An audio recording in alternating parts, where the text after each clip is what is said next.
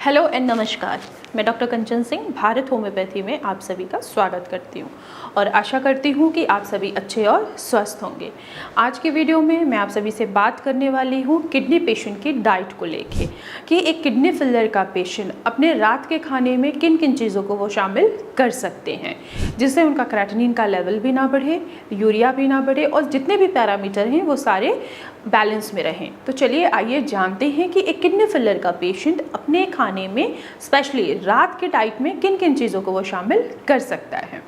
Patient को breakfast पता होता है, लंच भी पता होता है, लेकिन डिनर उनको नहीं मालूम होता है कि डिनर में ऐसी क्या चीज़ें खाएं जिससे उनको गैस एसिडिटी भी ना बने और उनके जितने भी पैरामीटर्स हैं, चाहे वो क्रेटिनिन है, यूरिया है, फॉस्फोरस है, सोडियम है, पोटेशियम है, क्लोराइड है, सारी चीज़ें जो हैं वो बैलेंस में ही रहें।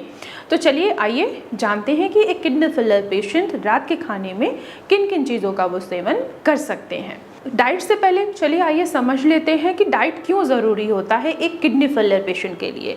डाइट बहुत रिस्पॉन्सिबल होता है आपके डिजीज़ को क्योर की तरफ ले जाने के लिए, क्योंकि अगर आपको कोई भी बीमारी हो, अगर आपकी डाइट अच्छी होगी तो ही आप उस बीमारी से क्योर हो सकते हैं। सेम ऐसे ही आप किडनी के पेशेंट हैं, अगर आपकी डाइट अच्छी नहीं हुई तो आपका क्रेटिनिन भी बढ़ेगा, यूरिया भी बढ़ेगा और साथ ही साथ जितने भी पैरामीटर्स हैं, चाहे वो सोडियम हुआ, चाहे वो पोटेशियम हुआ, चाहे वो फॉस्फोरस ही क्यों ना हुआ, वो आपका हमेशा बढ़ा हुआ ही मिलेगा, जिससे पेशेंट हमेशा घबरा जाते हैं कि हम तो मेडिसिन प्रॉपर समय से ले रहे हैं, जो आपने डाइट बताई हो वो भी हम फॉलो कर रहे हैं, लेकिन आखिर क्यों हमारा जो यूरिया है, क्रेटिनिन है, ये क्यों कम नहीं हो रहा है।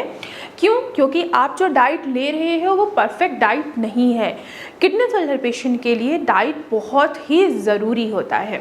अगर आप खट्टी चीज़ें लेंगे तो इससे आपके ब्लड का मेटाबॉलिक एसिडोसिस हो जाता है, जिसकी वजह से क्रेटिनिन यूरिया बढ़ जाता है। अगर आप पोटेशियम वाली डाइट लेते हैं, जैसे कि हरे पत्तेदार सब्जियां हैं, जैसे हमारा साग हो गया, मेथी हो गया, बथुआ हो गया, या जो ज़मीन के अंदर सब्जियां होती हैं जैसे अरवी हो गया, अगर आप इनका सेवन करते हैं तो आपका पोटेशियम का लेवल बढ़ना स्टार्ट हो जाता है।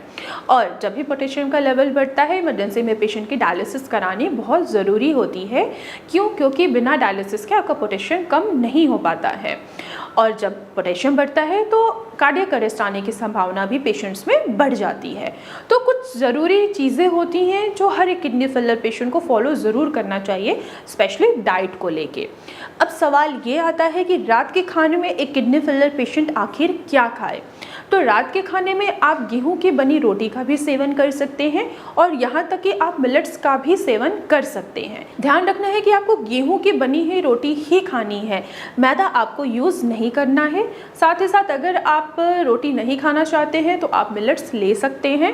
रोटी, जिन भी पेशेंट को लगता है कि वो रोटी खाना नहीं पसंद कर रहे हैं या उनको रोटी नहीं खाया जा रहा है स्पेशली रात के समय में, तो आप सिंपल एक दलिया का भी सेवन कर सकते हैं, ओट्स भी खा सकते हैं। साथ ही साथ दाल जो है, आप दाल को अवॉइड कीजिए रात के खाने में, क्योंकि दाल में प्रोटीन भी होता है, इजीली डाइजेस्ट भी हो जाता है। लेकिन बहुत सारे ऐसे पेशेंट हैं जो दाल को डाइजेस्ट नहीं कर पाते हैं, उनको गैस एसिडिटी भी बनना स्टार्ट हो जाता है। तो दाल, अगर कोशिश कीजिए कि आप रात के खाने में दाल का सेवन ना करें।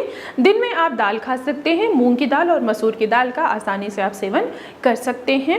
वेजिटेबल्स की अगर मैं बात करूं तो ऐसे वेजिटेबल्स खाने हैं जो ज़मीन के ऊपर उगते हैं, जैसे कि लौकी हो गया, घिया हो गया, तोरी हो गया, परवल हो गए, टिंडे हो गए, आप इनका आसानी से सेवन कर सकते हैं। इनमें लो पोटेशियम होता है जो आपके पोटेशियम को बढ़ने भी नहीं देगा, आपके क्रेटिनिन को भी बैलेंस करेगा, यूरिया को भी बैलेंस करेगा।